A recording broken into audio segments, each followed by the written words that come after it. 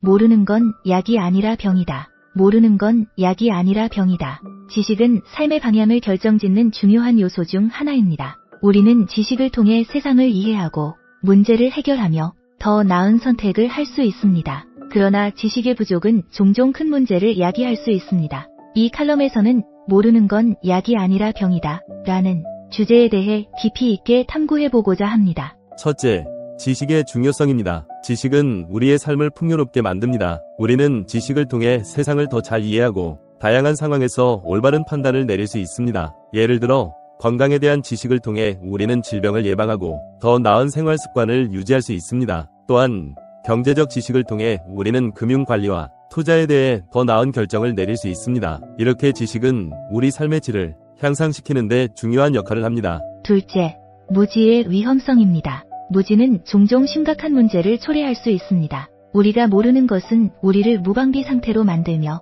잘못된 판단을 하게 만듭니다. 예를 들어 건강에 대한 지식이 부족하다면 우리는 잘못된 생활 습관을 유지하게 되어 질병에 걸릴 확률이 높아집니다. 또한 경제적 지식이 부족하면 우리는 재정적 어려움에 직면할 수 있습니다. 이러한 무지는 단순히 개인의 문제를 넘어서 사회 전반에 걸쳐 부정적인 영향을 미칠 수 있습니다. 셋째, 지식의 갭과 정보의 비대칭성입니다. 정보의 비대칭성은 무지의 중요한 원인 중 하나입니다. 정보의 비대칭성은 특정 집단이 다른 집단보다 더 많은 정보를 가지고 있을 때 발생합니다. 이는 경제, 정치, 사회 등 다양한 분야에서 나타날 수 있습니다. 예를 들어 기업은 소비자보다 더 많은 제품 정보를 가지고 있어 소비자는 잘못된 선택을 할 수 있습니다. 이러한 정보의 비대칭성은 공정한 사회를 저해하며 경제적 불평등을 심화시킬 수 있습니다. 넷째, 지식을 얻는 방법입니다. 지식을 얻는 방법은 다양합니다. 독서, 학습,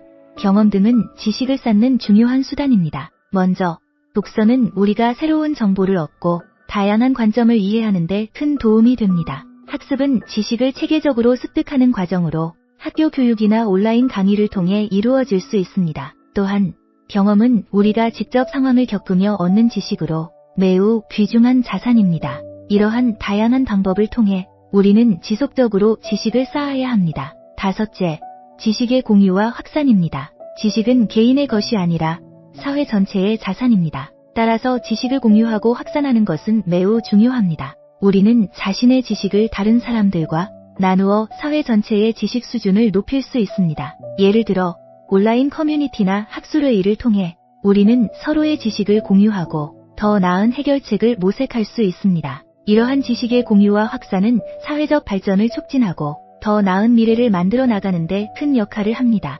결론적으로 모르는 건 약이 아니라 병이다 라는 말은 지식의 중요성과 무지의 위험성을 강조합니다. 우리는 지식을 통해 더 나은 선택을 하고 더 나은 삶을 살아갈 수 있습니다. 따라서 지속적으로 지식을 쌓고 이를 공유하며 사회 전체의 지식 수준을 높이는 것이 중요합니다. 이러한 노력은 우리의 삶을 더욱 풍요롭고 의미 있게 만들어줄 것입니다. 감사합니다.